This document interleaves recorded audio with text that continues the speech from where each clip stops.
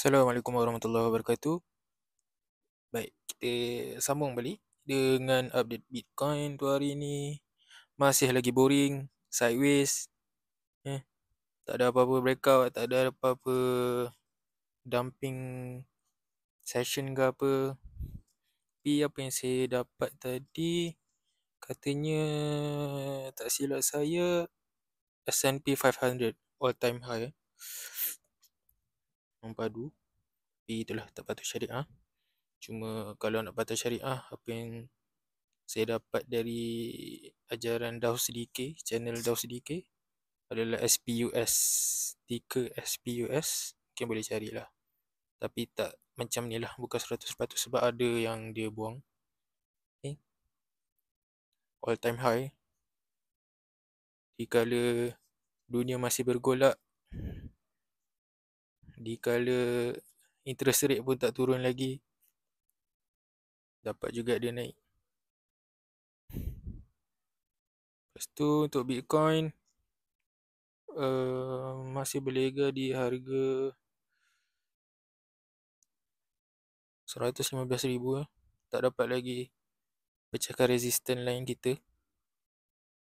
Masih ada cucuk-cucuk 1 hour, tapi tak kuat candle dia. Dah false breakout, lepas tu dia masuk balik. So boring. Itulah trading, memang boring. Apa seingat saya 10% adalah trade yang kita execute, 90% adalah waiting game. So siapa yang kalah, siapa yang tak bersabar, dia lah rugi. Okay.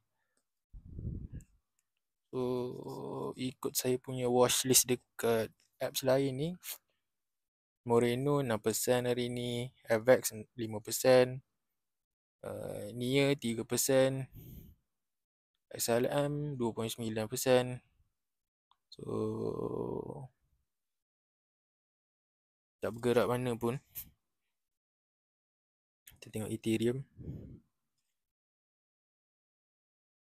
Ethereum pun sideways je.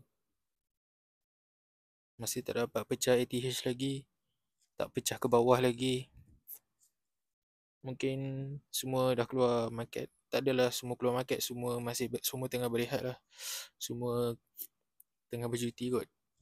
Semua sambut hari Malaysia. Satu dunia sambut hari Malaysia.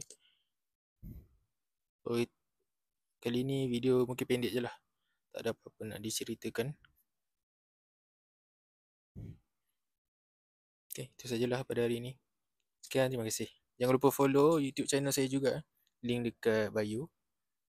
Mohon atas sumbangan kalian untuk follow. Dan terima kasih juga dapat follow di TikTok channel. Terima kasih semua. Semoga kita dapat memanfaatkan ilmu yang dikongsi di sini. Dan boleh komen, boleh inquire apa-apa. Saya ada tinggalkan juga email saya dekat description. Dekat link dekat description di YouTube. Okay. Terima kasih atas sokongan semua. Assalamualaikum warahmatullahi wabarakatuh. Ciao.